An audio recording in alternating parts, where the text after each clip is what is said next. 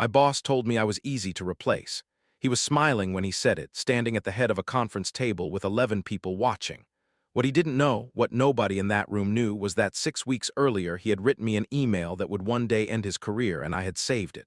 4 months later, he was calling my personal cell, and he was not smiling anymore. Here is exactly how that happened. Let me back up. My name doesn't matter for this story. What matters is what I did. For 9 years, I worked in the billing and reconciliation department of a mid-sized logistics company. It is not a glamorous job. Most people in the building had no idea what I actually did all day. They knew invoices went out and money came in, and they assumed a machine did it. It was not a machine. It was me. Our biggest client made up almost 40% of the company's revenue. Their account was a nightmare. Different rates for different routes, fuel surcharges that changed weekly, credits for late deliveries, a billing cycle that didn't line up with anyone else's. Years ago, before I arrived, the old system couldn't handle it. So the person before me built a workaround. A set of manual steps, run by hand every single week, that translated their chaos into clean invoices. When that person left, they handed it to me. And over 9 years, I made it mine. I want you to understand something. There was no manual, there was no document. The whole process lived in my head and in a spreadsheet only I understood. I had asked more than once to write it all down and train a backup. Every time the answer was the same: too busy, no budget, later. So I kept it running quietly, and the invoices went out on time, and nobody ever thought about me. That was the dynamic. I was invisible when things worked, and things always worked. Then they hired Derek. Derek came in as our new department manager about a year before any of this happened. He was younger than me, confident in the way people are confident when they have never personally been responsible for anything breaking. He talked a lot about efficiency. He liked the word synergy. He liked org charts. And from his very first week, I could tell he had decided that the older, quieter people in the department were dead weight. I didn't say anything. But I already knew what kind of manager he was going to be. Here is the thing about a person like me. We notice. We don't react, we don't make scenes, but we notice everything, and we remember. So when Derek started making little comments, I noticed. When he reorganized the team and quietly stripped me of the one thing I'd asked for, which was the time to finally document my process, I noticed that too. He said the cross-training project was not a priority this quarter. He said it in a meeting. I let it go, but I'm getting ahead of myself. 6 weeks before the conference room, I did something that at the time felt like nothing. I sent Derek an email, a calm, professional, 2-paragraph email. I told him in plain language that the big client's billing process existed only in my head, that there was no backup, and that if anything happened to me, if I got sick or quit or got hit by a bus, the company would not be able to invoice its largest account. I wasn't threatening, I was warning. I asked one more time for permission to write it all down and train someone. He replied in 11 words, I will never forget them. Noted, we don't have bandwidth for that right now. It's fine. It's fine. I saved that email. Not because I had a plan, I didn't, not yet. I saved it because some part of me knew. So what would you have done with an email like that? Now we come to the conference room. It was a Tuesday. Derek had called a department meeting to announce a restructuring. Translation: he wanted to look like he was doing something. He stood at the head of the table and went around the room, and when he got to me, he made his little joke. He said the company needed people who were adaptable, not people who were comfortable. He looked right at me, and then he smiled and said the words, honestly, in roles like this, everyone's easy to replace. 11 people heard it. A couple of them looked at their laps. I just nodded. I didn't argue. I didn't even change my expression, because arguing would have been the worst thing I could do. The calm person in the room always has more power than the loud one. He just doesn't know it yet. I went back to my desk. And that night I made a decision, not an angry one, a patient one. I started documenting, not the process. I documented him, every dismissive email. Every time he denied a request for cross-training in writing. Every meeting where the lack of a backup came up and he waved it away.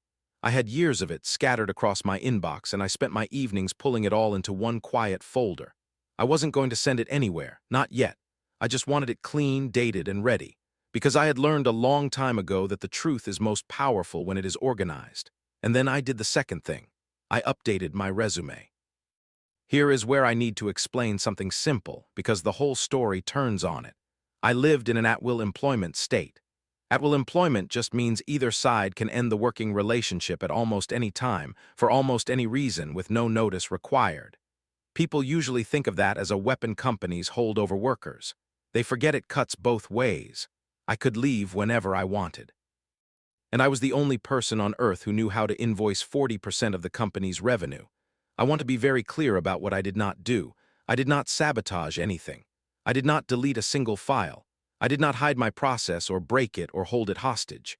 Everything I knew, I had already offered to share in writing more than once and been told no. I just stopped offering. There is nothing illegal about quietly being good at your job and then choosing to take that job somewhere else. It took about 7 weeks.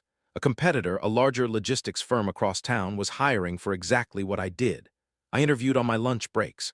They offered me more money, a real title, and when I asked, a written commitment to document my work and train a team. I accepted. And then I went into the office and I gave Derek 2 weeks' notice, in writing, perfectly polite. You should have seen his face. It wasn't worry, not yet. It was almost amusement. He actually said, "Well, we'll manage." He told me he didn't think a transition plan was necessary. I offered one final time on my way out of his office to spend my last 2 weeks writing down the big client's process and training whoever he chose. He said no. He said, and I quote, "I think we've got it covered." I had that in writing too. So for 2 weeks I did my job. I ran the invoices. I answered my emails. And when people asked casually whether I'd be leaving notes, I told them the truth, which was that I had offered and been declined. I documented that I had offered. Then on a Friday afternoon, I cleaned out my desk, shook a few hands, and walked out the door. The process walked out with me. Now, here is where the patience pays off, because for about 3 weeks, nothing happened. That is the part nobody expects. Comeuppance is rarely instant. It builds. The first billing cycle after I left, someone tried to run the big client's invoices using my spreadsheet. They couldn't. The spreadsheet did half the work, but the other half lived in steps I performed by hand, steps that existed nowhere but in my own routine. The numbers came out wrong. Not a little wrong. Tens of thousands of dollars wrong in both directions. They sent the client an invoice that was so far off that the client's accounts payable team rejected it. The second cycle, they tried to fix it manually and made it worse. They double-billed some routes and missed others entirely. The client, our biggest client, the one worth 40% of everything, sent a formal complaint. Then they sent a second one. Then they did the thing every company fears. They put the contract under review and started talking to other vendors. That is when the calls started. First to my old desk phone, which nobody answered. Then, somehow, to my personal cell. I let it go to voicemail. The first message was Derek, tight and clipped, asking me to give him a quick call about a process question. The second, 2 days later, was less calm. By the fourth, his voice had changed completely. He was offering to pay me hourly as a consultant. He was using the word please. This was the man who told a room of 11 people that I was easy to replace. Remember the line from the very beginning. 4 months later, he was calling my personal cell, and he was not smiling. This was that call. I didn't gloat. I didn't even feel angry anymore. I called him back once professionally, and I told him the truth. I told him I had offered to document and train in writing 3 separate times and been declined each time, the last time by him personally. I told him I was now employed elsewhere and not available for consulting. And I told him my old emails would explain everything he needed. Then I wished him well and I hung up. But here is the part I'd been holding back. The part the whole story was built on. While Derek was scrambling, the company's leadership got involved. When a client worth 40% of your revenue threatens to walk, executives notice. They wanted to know how a single person leaving could break the entire billing operation. They wanted to know who was responsible. So they did what companies do. They pulled the email records, and there it was. My calm 2-paragraph warning sent 6 weeks before that conference room, laying out exactly what would happen in plain English with a request to fix it. And right beneath it, in his own words, Derek's reply. Noted, we don't have bandwidth for that right now. It's fine. It's fine. He had told a room full of people I was easy to replace. And he had told his own bosses in writing that he'd been warned the company couldn't function without me and had chosen to do nothing. Those 2 facts in the same inbox ended him. I didn't have to send anyone anything. The truth was already organized. It had been sitting in the company's own server the whole time, waiting. What happened to Derek? He didn't survive it, not in that job. The official language was a restructuring of department leadership, which is a polite way of saying the man who loved org charts was removed from his.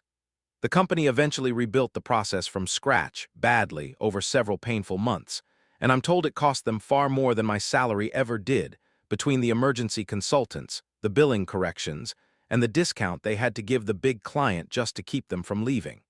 And me. I was across town in a better job with a real title, calmly writing down every step of my process for a team that actually wanted it. Funny how that works. The company that valued the documentation got it. The one that didn't lost everything it was protecting. I think about that conference room sometimes. The smile. The 11 people looking at their laps. And I think about how the angriest thing I could have done would have been to stand up and defend myself, and how it would have changed nothing. So what would you have done? Here is what I've learned, and it's the only lesson I'd hand anyone. The loudest person in the room is almost never the most powerful one. Real leverage is quiet. It looks like a saved email, a polite request made 3 times, a process that simply walks out the door when you do. You don't have to threaten anyone. You don't have to break a single rule. You just have to be patient, keep your receipts, and let arrogant people write their own endings. My boss told me I was easy to replace. He was right about one thing. Someone did get replaced. It just wasn't me.